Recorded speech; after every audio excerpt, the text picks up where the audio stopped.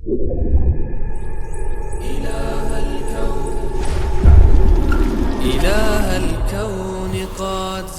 alaikum wa rahmatullahi wa barakatuh. Akhi, Jazakallah khair for coming and visiting us and for having good thoughts of us that we're doing good. Brother, why did you come to see us? What was the reason why you came to see? Well, the reason why I came to see you is because I just recently had a nikah done with a sister from another country.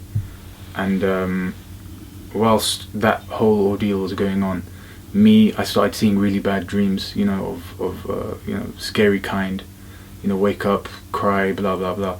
My dad went through the same thing, my mum went through the same thing. So obviously they came, I started doing my adhkar, alhamdulillah, the dreams went completely away.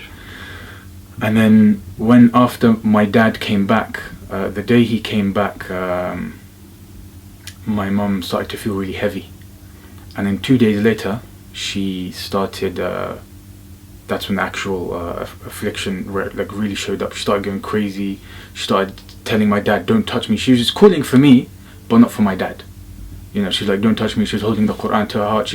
And the worst problem is that, like you said, that the jinn tried to break up families. The first thing that she did when the jinn started showing itself up or whatever it was, is she said, it's a ta'weed in the suitcase, so and so did it, a person that she doesn't like. And obviously very dear to my dad, so there's a bit of conflict there. So it was like, there's a ta'weed in there, there's ta'weed in there. I was like, what does it look like? I believed her. I didn't understand what was going on. And then she's like, it looks like this. And then we actually, completely emptied the suitcases. There was nothing. It's absolutely nothing. And then obviously you bring it to you and you said it's not even sihr. She's afflicted with, either ain or possession or something like that. And obviously, as this is going on, I'm thinking to myself, shall I, the sister that I got married to, shall I break things off, because things seem to have started after I had the nikah done. And after the nikah was done, I'm thinking, should I break things off? But it's been a while now that, my memory's gone really bad. I do wudu, and literally the second after I'm done, I don't know if I've done wudu or not. I don't remember those kind of things. So I've started to differentiate between my own thoughts and the waswasa. So when I had the thoughts going through my head, shall I divorce? I instantly thought back and I thought, that's a huge sin, right? To just break off. And also that's what the shayateen want. They want to break things up. So I was like, let me take things slow and really think about it, reflect on it. Is actually my thoughts of the shayateen, and try and do ruqya on myself, and then increase my adhkar and stuff like that. So obviously I still have the problems, but now I can differentiate between what's my thoughts and alhamdulillah, kind of. Alhamdulillah. So when you were getting recited on, what was your feeling? What happened to you basically when the Quran was getting recited? What happened? Well, I didn't expect anything to happen. I was trying to hold myself normally. I thought I was cold. My hands became really cold, right? My legs just started shaking more and more when you started reciting. Started shaking, and then certain ayahs you mentioned, it just stopped all of a sudden. When you mentioned, bain al-mar'i wa zawji, between husband and wife, it just stopped. And then when you said that it might be such and such a type of, affliction, then I thought, it's actually starting to make sense. A lot of things are starting to connect now, in my personal life and everything. Everything's starting to make sense. The way I might act with, socially and all that kind of stuff. So now, it's all starting to make sense. Alhamdulillah. Okay, so this is why I've put you here today, is so I can give people an insight, one, on the person who's receiving ruqya, two, on the raqi's side, how we diagnose somebody and how delicate it is to give this advice, and how fragile a family is when they come to you as a raqi. So I need to kind of explain this. So there's many people that speak about this subject, and unfortunately they could be, for instance, people who call themselves really pious. They could be imams and giving advice for free, and they will just say, you have such and such, take this ta'weez, and they've just destroyed the family.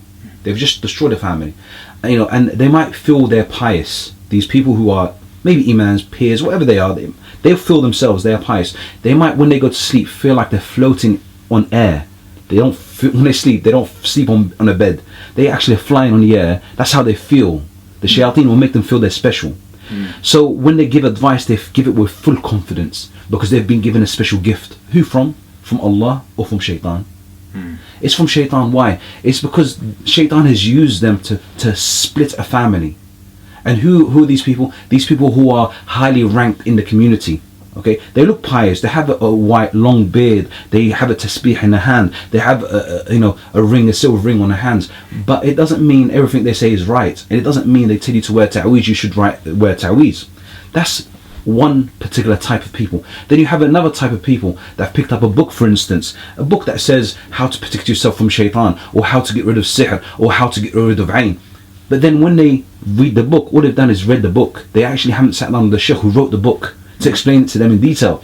So when they sit down with somebody, they'll say to them, they will say, you have such and such done such and such. Akhi, where did you get this information from?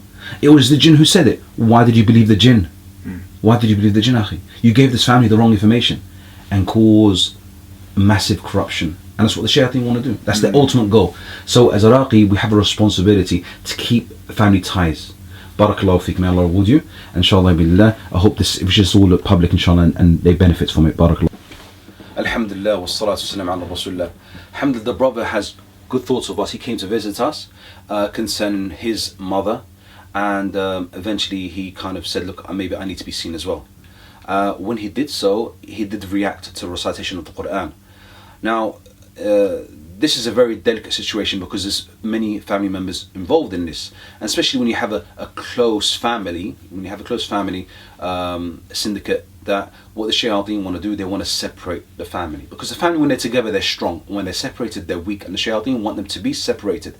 So the brother is afflicted with affliction, and when my first analysis when I saw what he was reacting to was something different to what they kind of assumed.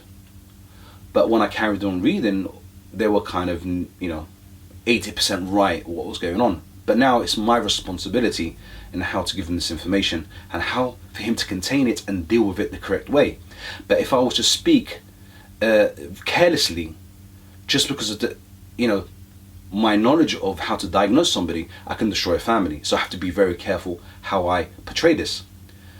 So if I'm now going to give him my opinion on what his problem is, remember, it's only my opinion. Nothing has come to light yet. We haven't found no evidence, no physical evidence. Now, there are some people who, when they try to diagnose somebody, they have to actually find a sihr, and that's going to take a long time. You have to search the house up and down. It might not even be in the house. It might be in a grave. And then once you find the sihr, you read it and you decode it, and that might take years. So that's really far-fetched. The other way we diagnose you is we go through your history and see your situation and what have you done in the past and what's come to light and so on. There's a way of diagnosing somebody. I'm not going to go into the details about it now. But anyway, when you come to the conclusion, it's down to you now how to help this family. Now, it's an amana, it's a trust. When you tell your patient you have such and such, you're responsible for that, because Yawm al-Qiyamah you'll be asked, why did you diagnose him with that problem? Why did you tell him this? Where did you get this information from? Are you lying to him? Or are you telling him the truth? Or are you just guessing? If you're guessing, tell him, Akhi, I'm just guessing. It's just my assumption. I could be wrong. Tell him, be honest with him.